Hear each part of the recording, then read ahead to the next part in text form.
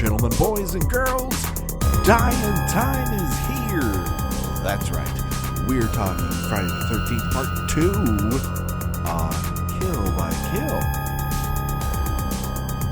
Well, greetings and salutations, Internet. It's your old pal Patrick Hamilton, coming to you once again from the old Camp Blood site. This is the Kill by Kill podcast, where we are dedicated to celebrating the least discussed component of any horror film, the characters. We're going to unpack all the gory details of Friday the 13th Part 2 in the hopes that Counselor's Untimely End is just the beginning of the jokes that we can make about them. And as always, there's only one person I trust to tell it to me straight when I give her a phone call in the middle of the night. She's reaching out to us from the hinterlands of Brooklyn, the one and only Gina Radcliffe. How you doing, Gina? I am well. I'm stoked that we managed to make it through one entire movie so far in this epic project. That's right. We are moving forward in time and history. We're breaking apart what we knew about all of these people and all of these characters and this place and who the villain is. We're breaking apart the bonds of death itself. Nothing makes sense. It's a nightmare. But not a Nightmare on Elm Street. No. This nightmare is in New Jersey, where all good nightmares happen. So let's get right into it. The beginning of Friday the 13th, Part 2, starts in a small hovel of a town that is so depressing, I assume that Tom Waits would go, I'm going to choose something rosier as a subject. But if it's presuming it's still in somewhere in New Jersey, it's pretty dead on. I mean, particularly if you're looking at the area which Camp Crystal Lake supposedly is set, that it is actually pretty dead on to some depressing, rundown. Always, the entire town is on the wrong side of the tracks. Town, yes. It's pretty accurate. It's so dirty. It's kind of crazy, and I don't know if it's just the photography. There's one main light source in this. We start off on a small child straight out of It. It's a little bit like a Harmony Korine movie where you just oh god, you expect it to pan over and there's a legless obese woman just sitting on a just laying out her porch, just hoofing down a can full of Pringles, and a child with Down syndrome is doing some sort of tap dance on the lawn, or it's all very bleak, very surreal, sets that generally unsettling mood that that something very dark and very unpleasant is about to take place. And it certainly does, in the form of two legs. After the small child is called off by his mother. Or Pennywise. Or Pennywise. We're not told where people float, or whether or not everyone floats there. But two pairs of legs wander into view, very new-looking boots, not heading off in the exact same direction as the child. This pair of legs has a mission. And then we cut to Alice, who we know from Friday the 13th, Part 1. And why don't we take a little bit of time before we describe Alice's situation, which can only be described as dire. What do we have to say about Alice as a person? Pot makes her sleepy. That saves her life in the first movie.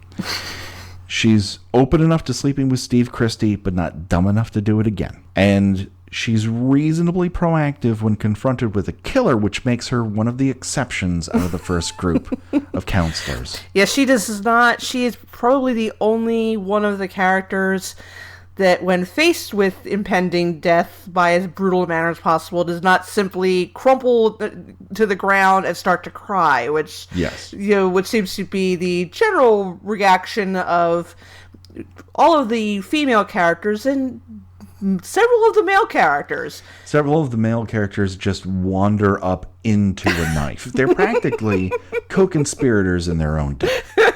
Certainly Steve Christie is. He just walks up and says, "What are you doing here?" and walks into a knife. She is able to try to hold off her attacker. She's a very good biter. She gives as good as she gets. Dead on with swinging a machete at someone.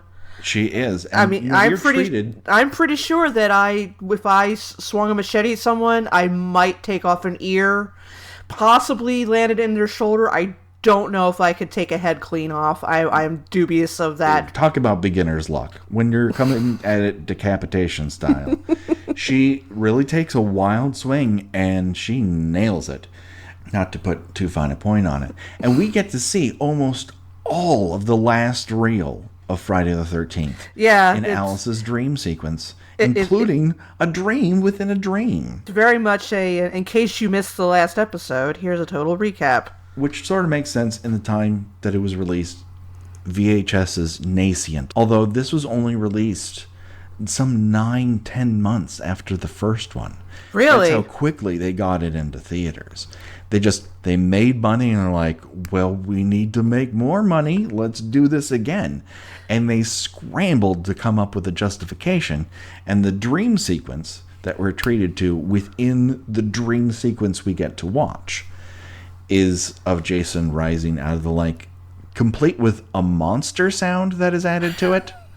It's almost, fans of Jaws the Revenge might recognize it as the shark's scream as it comes out of the ocean. When it's being taunted with flashbulbs?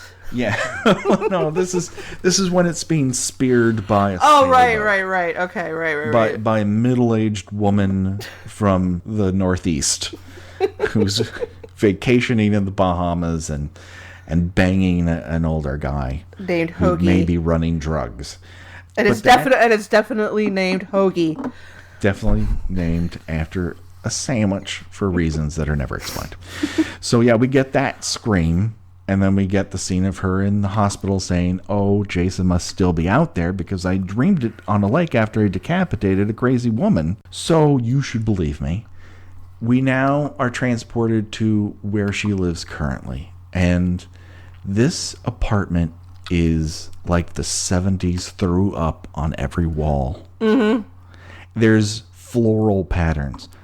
There's plants in front of a window blocking your view. In macrame. It's horrid. There's lots of yellows. Inappropriate yellows. Inappropriate yellows. That was actually a Pantone color. That was the color of the year for 1977. It's inappropriate yellow. I would not put it past them in terms of marketing. She has cinder block bookshelves, which is just the saddest. I think the most puzzling thing about this is that she appears to be living alone, Yeah. which, I mean, if less than a year after, I was the only survivor of a massacre at a summer camp, and the only way it was stopped was by me chopping off an elderly woman's head. I mean, no one could possibly leave me alone for even a second. If you have to go to the bathroom, I'm coming with you. Yeah. If you have to run out and check the mail, I'm coming with you. But she seems to be living in this shabby, bleak little house all by herself. With the windows open. Gina. And dealing with her psychological torment by drawing weird art. One of which looks like someone drawn like David Bowie on the Aladdin Sane cover. Yes. It is an odd view of herself as rock god David Bowie. Well, listen, we all deal with trauma in different ways. Hers is art that will not get you very far in art school, and talking shit to her mom on the phone. Right, yes. She does not have time for whatever her mom has to talk to her about. Can we talk ever so briefly about what Alice is wearing? Again, very 70s. She's got the kind of filmy robe on. The window's wide open again. Window's wide open. But before that, she is wearing a green sweater with a green plaid jumper. Oh, right, yes. It is the most depressing ensemble I've ever seen. Like, the only person jealous of that outfit is Rerun from What's Happening. This is the only other person. That's the only person on earth I can think of who can carry it off. And she really can't. And that unfortunately, that Dorothy Hamilcutt has grown out in a very weird way. Everything about this just is depressing as hell. She takes a shower, and then she has some sort of spidey sense and pulls the curtain open right as the camera's in her face. Right, yeah, which is a weird shot. It is. It's kind of affecting, though. I'll give it that, because it weirds me out when she's practically breaking the fourth wall, but she isn't.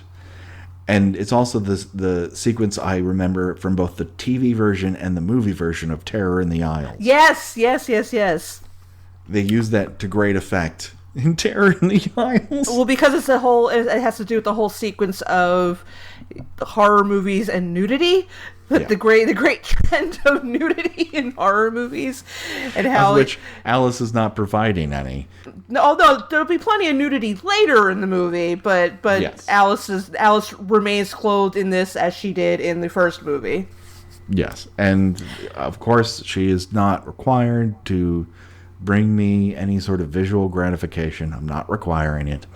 Well, now you say that, can we talk for a moment about the long-standing rumor on why the actress who played her was killed off pretty quickly on in the beginning of the movie. It's my understanding that she was basically stalked for some time after playing Alice, and Alice was originally intended to be the heroine again, or at least not the heroine, then making a little further into the movie than the first 10 minutes. Right. But they decided to cut back her character when one pretty pushy stalker, which is it's very odd to me now in living in a post-internet world, to remember that there was a time when it was possible to make a celebrity's life that difficult for them without benefit of the internet. Right. And you really had to work at it back then. then. You did. You had to hire a private detective to find their address rather than just looking it up on LexisNexis or something like that. Exactly.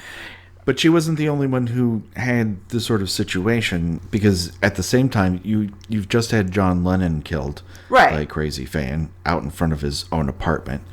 This is around the time that, I'm trying to remember her first name, Teresa Saldana from Raging Bull, I believe, was her big thing just before the incident, right out here in Los Angeles.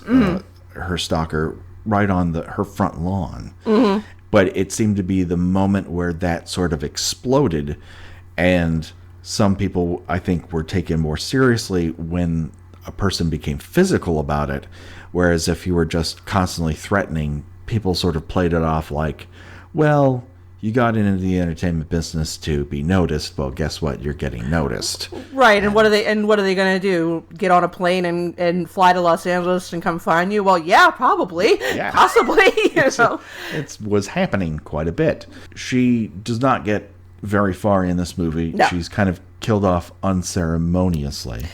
But the way it happens, it doesn't really follow the Jason. Now, I mean, it's no spoiler at this point to say that at this movie it is Jason. Now, it's a pre-hockey mask Jason. He has what appears to be just a burlap bag pulled over his head. But the way that he approaches Alice, it's not in canon, for lack of a better phrase, with the Jason that we come to know and love. Where is she supposed to be? Do we get an idea Is she of where just this out of takes town? place? Is this in Ohio? We don't know where. No, there's no indication as to where how it did is. he? We're never told. One can assume that he found her in some way, which, how does a deformed, mentally incapacitated, feral creature wearing a burlap bag, how does he manage to find her, and how did he get to her? What did he pay a private eye? Did he get Rockford on the on the job? Somehow he finds her. Not only this, then makes his way to where Alice is by walking, by bike. Does he also end with the head of his mother in like a backpack another, like a hobo's bindle. He's carrying a severed, shriveled head with him into town to find this person that he knows because, I don't know, hillbilly magic. And the magical set of circumstances in which he is able to surprise her include a tea kettle, throwing a cat inside an open window.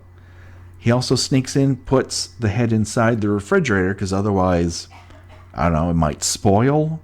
But there's a lot of setup. It's definitely probably, other than the sheriff who comes a little later, Yeah. it's one of the more prolonged stalking and killing someone scenes. Because usually he just appears and Yeah. does his thing and then he leaves. Now, can we assume that he snuck in while she was in the shower and popped Mom's head in the fridge while that was going on? We have to. We have to assume that. So where in this shabby little house was he hiding? Behind the macrame plants? I don't know. And how did he get back? And how did he get back in without her hearing him? Because this house looks like it was maybe a couple thousand square feet, and you would think that my house is 1,300 square feet. There's no way that apartment is in the thousands. It's a bedroom, a hallway, a bathroom, and a kitchen. Maybe some kind of lanai outside where her cat is constantly roaming. But that's it. And how are her senses not on constant high alert? Well, they are. They get her out of the shower. Right, but someone sneaking in and out of her house, she doesn't hear. Or see the wet-ass footprints on the ground from his boots that we know he, moments before, walked through giant rivers of rainwater in. And he's soaked to the bone. He didn't drive there in a Fiat and he just kept the top down. He traveled via foot or something there through the backwoods. This is insane. You would smell him from a mile away. He would be the most rank individual you would ever come across. He wears a burlap sack on his head. He's got one eye that works. This is not a ninja. And he is presented in this circumstance, and maybe this circumstance alone, is a fucking ninja, man. Because she doesn't see him coming, and he just stabs her right in the right temple with an ice pick. And then very carefully makes a point of taking the teapot off the stove before he leaves. He's again, out of character, mindful and careful about that. It's like the fucking Pink Panther all of a sudden. He's a jewel thief. He's just sneaking in and out of places.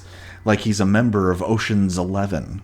I gotta say, in rewatching this scene, my primary concern was, oh god, does he kill the cat? Oh, thank god, he doesn't appear.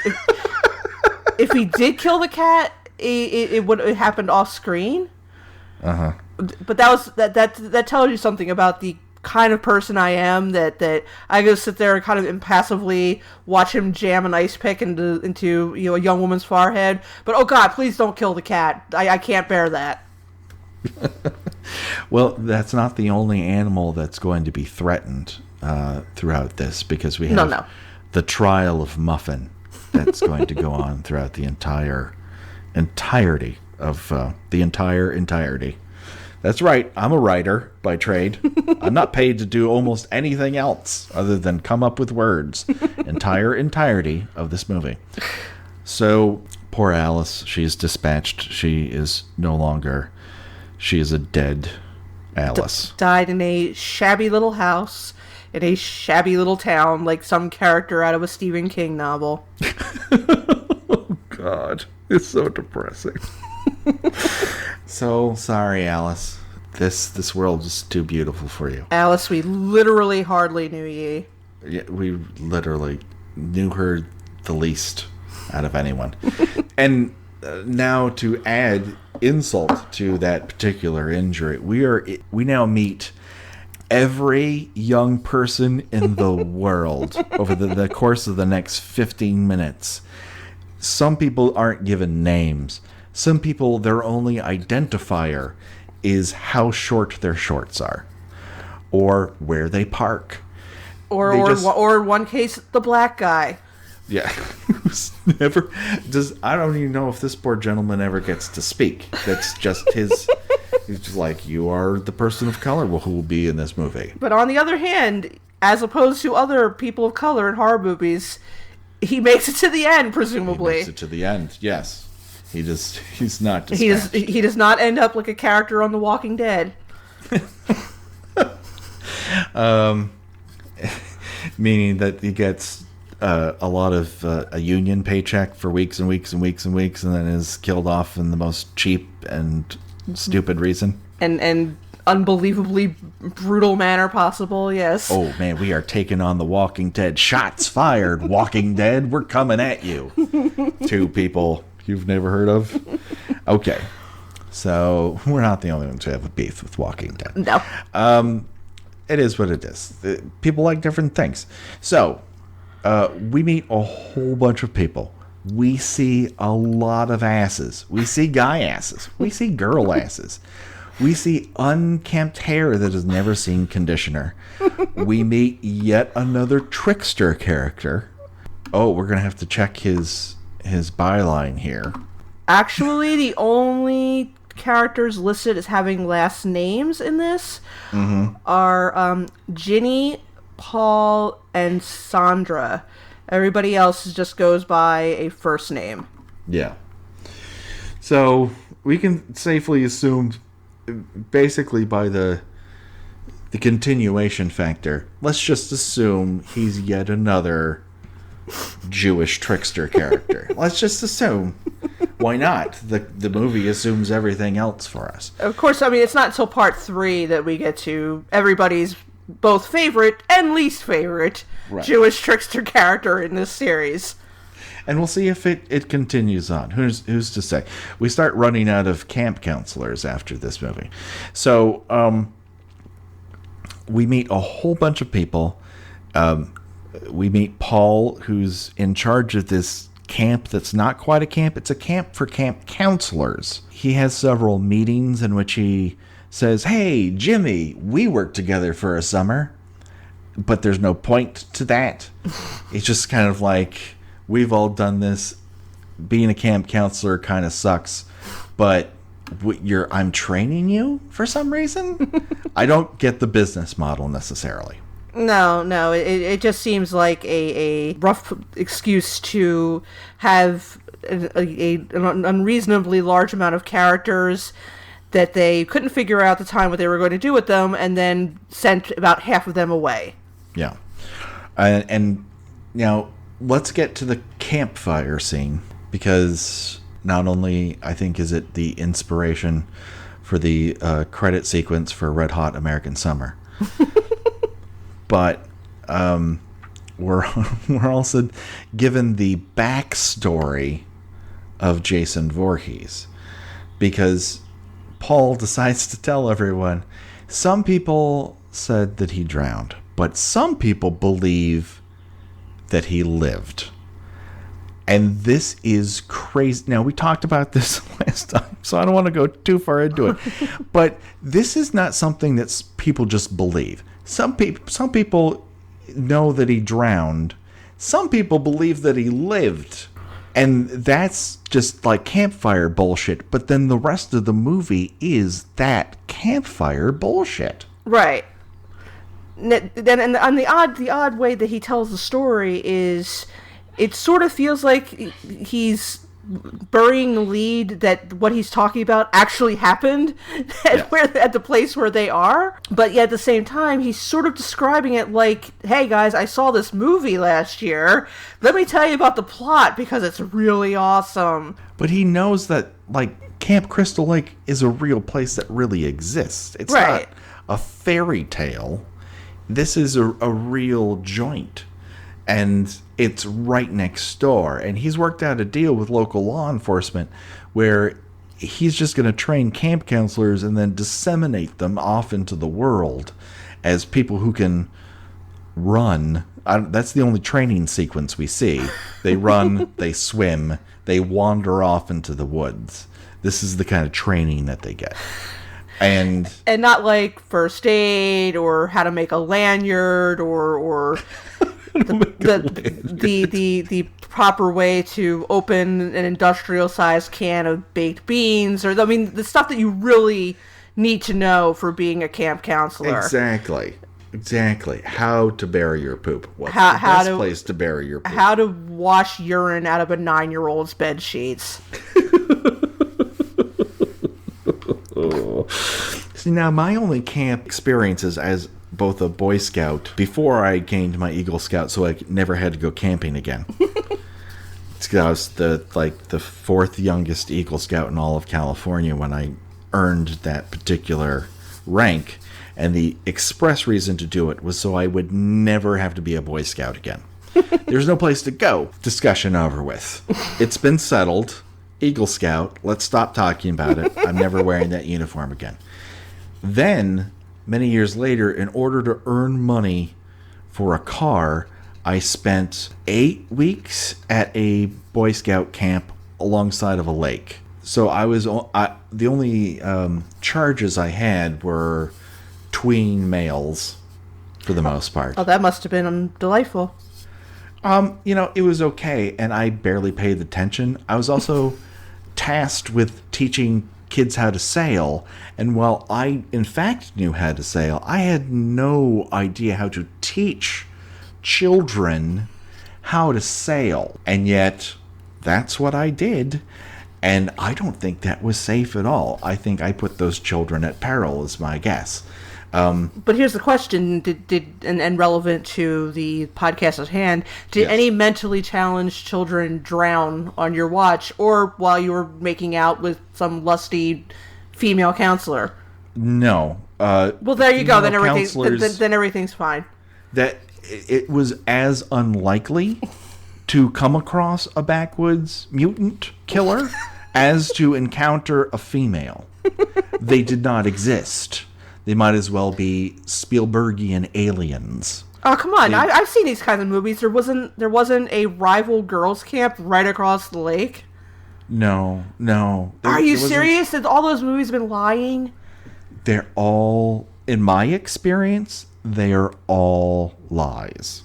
Whereas Lost in Translation, a movie about going to Japan and living at the Hyatt Regency, as far as I can tell, that movie is very, very true. Because I did all of that. I wore that robe. I lived in that corner penthouse for over a year before they moved me to a regular room because other people finally came to town. So, yeah. So we've talked enough about my let's say, lackluster camp counseling degree. But I had about as much training as these kids had, who are just run through the forest and yelled at by a guy in a wheelchair that they're not running fast enough, which is funny, rude, but funny. And then we meet Crazy Ralph yet again, our old friend and our second returnee from the first movie. Lasting about as long as the first one. Yes, he doesn't hide in as many places. We get to see his incredible posture as he rides a bike again, which is ramrod straight. I don't know what kind of yoga class or Pilates he's going to, but he has insanely good posture. And if Crazy Ralph can stand straight, how come I can't? Gina? How come I'm hunched over like a cartoon vulture half the time? Because you're not... Because you have no reason to... I'm actually not sure. I'm trying to come up with the reasonable explanation that would tie in with Crazy Ralph's hiding, his sneaking around. But I would think actually really straight posture would work against you. You need to be sort of hunched over so you can crawl around bushes. You can duck under windowsills. I actually am not sure. Hide inside pantries, as he does in the first film, or just stand outside a tree and right next to a tree, just peering at a couple making out. Yeah, just to see what's doing. And that's where we find him, and where unfortunately he finds his end, as he's garroted by Jason like a backwoods James Bond. Now I would say that one thing about the second one, part 2, is it's probably just before the death scenes get a little more absurd and a little more gross, because I'm pretty sure that this one's fairly tame. I mean, he just strangles him, but you would think probably a couple more movies down the line, I'm pretty sure they would have just had the garroting wire just go slice right through his neck and have his head just fall off.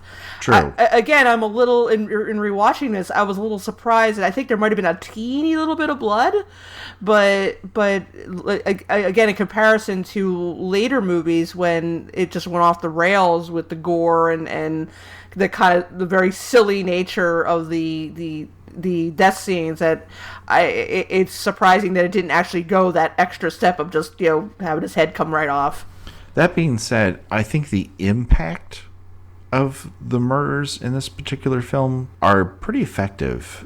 Oh yeah, they are. Yeah, and again, it's first one is, it's definitely the idea of less being more. Mm-hmm. I don't think anybody was really laughing at some of the death scenes in either this one or the first one, but once you get past, like, into the third one, wait, no, I'm sorry, there is in the second one, I laugh at it every time I see it, because I'm a terrible human being and I can't wait till we get to that episode. But other than that, it's not till the third one that you really get to the "oh, come on" kind of thing with some of the death scenes. I will give a hint as to what I'm talking specifically. Eyeball on a string. That's all I have to say about, at the point where it gets to be less scary and more campy. But we're kind of getting off track. My question is, do you think Jason knew who Crazy Ralph was? Or do you think he just sort of saw someone just standing there and took the opportunity to just kill some rando just for the fun of it? Well, I think in a way, Crazy Ralph does present a bit of a blockade for Jason, because he's going around telling people, "You're doomed, you shouldn't be here," and Jason's like, "You're kind of cock blocking me, dude. I can't take my revenge." But is he, because they don't listen? I mean, I don't know what his cognitive abilities are, because they vary so widely. In the death just before this, he hunted somebody down like he was a member of Charlie's Angels. He just knew where they were through cunning and guile and gumshoe hard work. Even though we're, in the rest of the movie, it appears that he's living like the Peacock family from the X-Files. Yes. So there's a lot of ups and downs with him in terms of why. Is he in the way long term? Probably not. No one pays attention to him. But in this circumstance, he's always sneaking around, and the last thing Jason needs is someone seeing him sneak around. That's his thing. It's just like he's in the way of his game. It's this town ain't big enough for the two of us kind of thing. That's right. Right. Only one of us can leer at people doing it inside of a cabin. And since, your great posture while biking isn't presenting a whole lot of threat, I'm just going to get rid of you, and the town's going to go, "Oh, where's Crazy Ralph?" And then 2 weeks later, they're going to go, "I always knew it was going to happen to Crazy Ralph." Are we really missing Crazy Ralph? I mean, is there going to be His wife is, according to the first movie. Well, that's true. I mean, is there going to be a Crazy Ralph memorial service at the local VFW or anything like that? Is there going to be a shot in a bar where it's sort of like the Large Marge Memorial, where they have the candles and the picture, in loving memory, Ralph? He once watched me have sex with my wife through my window, and I got mad at him, but I also respected him, because he lived to watch other people having sex like nobody was watching. He died like he lived, perving on people. And I'll always remember that, and his incredible posture. Yeah. There's a lot to look up to there. Well, so that brings us now once again to our nation's favorite game, Would You Rather. Gina Radcliffe, would you rather die via a ice pick into your temple lobe right behind the eye, or garroted surprise style from behind and have your neck sliced through? Oh, definitely ice pick to the temple. It's quick, it's clean. I'm not going to speculate how, again, a mentally challenged person who's been living like a feral animal in the woods would know the exact spot to hit, or why he would really care about taking her out quickly. You would think of all the people that Jason would want to inflict a prolonged tortured death upon, it'd be the person that killed his mother. That being said, I'm gonna definitely take the ice pick to the temple. Okay, I can totally see that. Now, as part of that, you're gonna have to see a decapitated head in your refrigerator. I'm gonna be dead soon anyway. That's okay. All right, that's the last thing you're gonna see, though. Now, hopefully, whereas my Crazy Ralph got to see some cute people making out. But on the other hand, with Alice's death, I mean, would I have to be found dead in a shabby little house in the middle of a godforsaken town out of Gummo? Yeah, absolutely. That is part and parcel. That's what you're signing up for. You're stamping your name. That's where I want to die. I want to die in that apartment. I want to die near those plants. I want to have a cat who's probably going to eat my face before I'm discovered. Oh, I have a cat in real life. I fully expect that anyway. So, with my as long as you fully expect it, with my terrible artwork laid out for everybody to find, and for the everyone will inspect your artwork. For the emergency workers, like, oh Jesus Christ, look at this shit. Yeah. You're going to be evaluated in depth by your art. Can I take my answer back? No. Fuck. Final answer. All right, and fine. That is why I'm going out perving on people and being strangled from behind a tree. Just because I very rarely get to watch other people have sex, and it's exotic for me. And somehow that's a more dignified death than being found in a house surrounded by he's not found.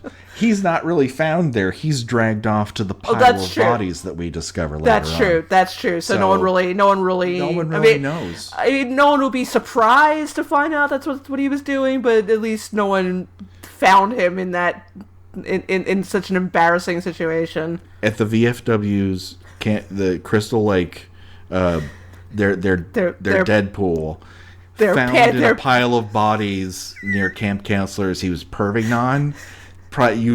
Whoever has that, he's totally earning that $50 at the VFW hall pancake breakfast. Yes. He is getting drunk on so much old style that night, it's insane. Okay. This has been fantastic. Thank you once again, Gina, for taking time out of your schedule to decide whether or not you want to die in the world's worst apartment or end up in a pile of bodies. I chose me. I chose poorly. This time, there's so many more to choose from, so we can't wait for that to happen.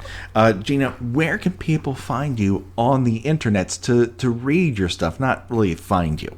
Well, I write about 70s and 80s television. Most recently, probably not most recently by the time you hear this, but one of my featured articles was the far more terrifying than the Friday the 13th series episode of Different Strokes involving the Bicycle Man, the child molestation episode. Oh, dear heavens. Spine-tingling, horrifying in every way.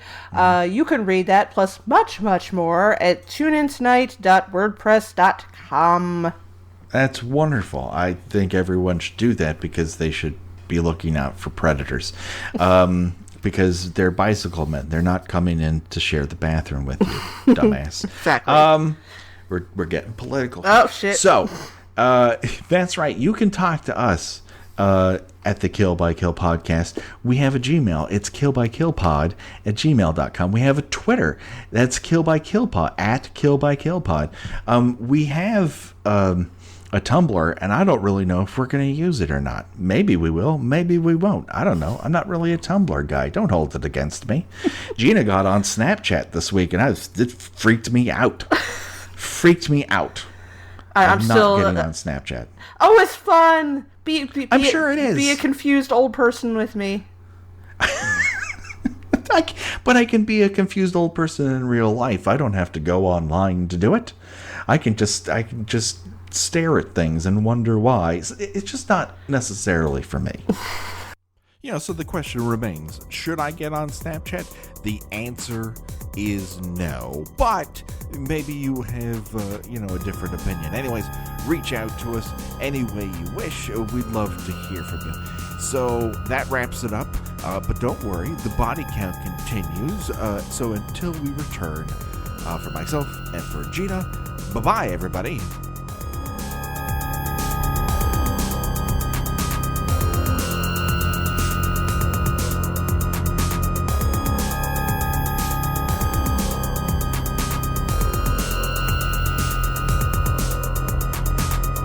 Kill by Kill is produced by We Write Good and is intended for entertainment purposes only.